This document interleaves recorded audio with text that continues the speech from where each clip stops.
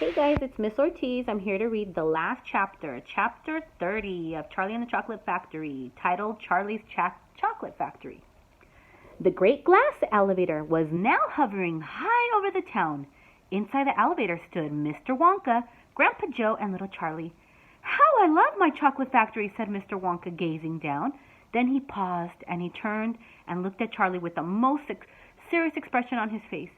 Do you love it too, Charlie? He asked. Oh, yes, cried Charlie. I think it's the most wonderful place in the whole world.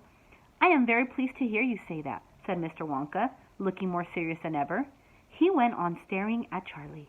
Yes, he said, I'm very pleased indeed to hear you say that, and now I shall tell you why. Mr. Wonka cocked his head to one side, and all at once the tiny twinkling wrinkles of a smile appeared around the corner of his eyes, and he said, You see, my dear boy, I have decided to make you a present of the whole place. As soon as you're old enough to run it, the entire factory will be yours. Charlie stared at Mr. Wonka. Grandpa Joe opened his mouth to speak, but no words came out. It's quite true, Mr. Wonka said, smiling broadly now. I'm really giving it to you. That's all right, isn't it? Giving it to me? Giving it to him? Gasped Grandpa Joe. You must be joking. I'm not joking, sir. I'm deadly serious. But, why should you want to give your factory to little Charlie? Listen, Mr. Wonka said, I'm an old man. I'm much older than you think. I can't go on forever. I've got no children of my own, no family at all. So, who is going to run the factory when I get too old to do it myself? Someone's got to keep it going. If only for the sake of the Oompa Loompas. Mind you, there are thousands of clever men who would give anything for the chance to come in and take over for me. But I don't want that sort of person. I don't want a grown-up person at all. A grown-up won't listen to me. He won't learn. He'll try to do things his own way and not mine. So I have to have a child. I want a good, sensible, loving child. One to whom I can tell all my most precious candy-making secrets while I'm still alive. So that is why you sent out the golden tickets, cried Charlie. Exactly, said Mr. Wonka. I decided to invite 5 children to the factory, and the one I liked the best at the end of the day would be the winner. But Mr. Wonka, stammered Grandpa Joe,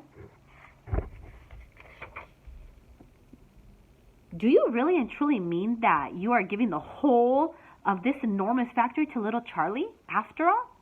There's no time for arguments, cried Mr. Wonka. We must go at once and fetch the rest of the family, Charlie's father and his mother, and anyone else that's around. They can all live in the factory from now on. They can all help to run it until Charlie is old enough to do it by himself. Where do you live, Charlie? Charlie peered down through the glass elevator at the snow-covered house that lay below. It's over there, he said, pointing. It's that little cottage right on the edge of the town, the tiny little one.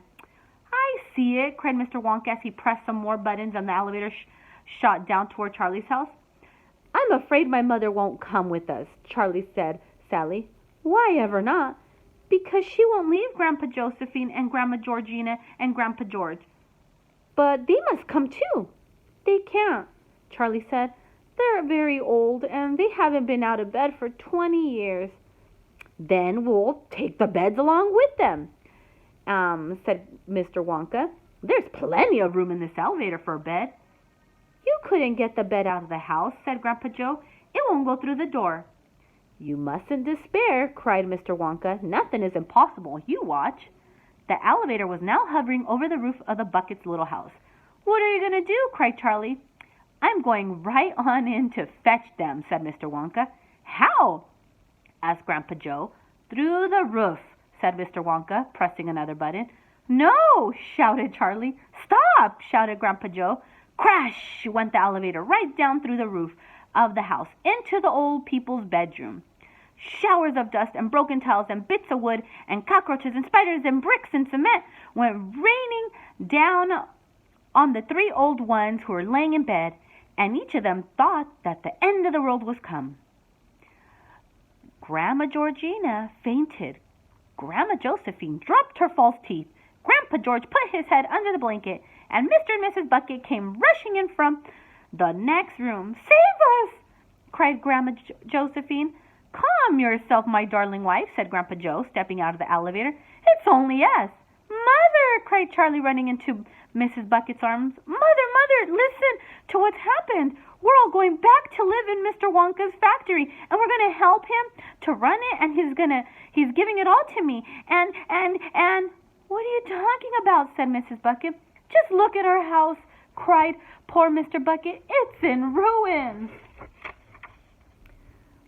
My dear sir, said Mr. Wonka, jumping forward and shaking Mr. Bucket warmly by the hand. I'm so very glad to meet you. You mustn't worry about your house. From now on, you're never going to need it again.